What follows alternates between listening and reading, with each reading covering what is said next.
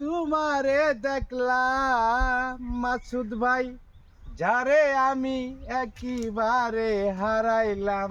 কেন হলো দেখা রে তোমারে দেখলাম, জানে আমি একেবারে হারাইলাম এই জীবনে, যারে আমি একেবারে হারাইলাম। এই কোন মুখে দাঁড়াইয়া বলবো এই মনের কথা, কথা শুনে তুমি যদি পাও গো ব্যথা। কোন মুখে দাঁড়াইয়া কইব এই মনের কথা, কথা শুনে তুমি যদি পাও গো ব্যথা।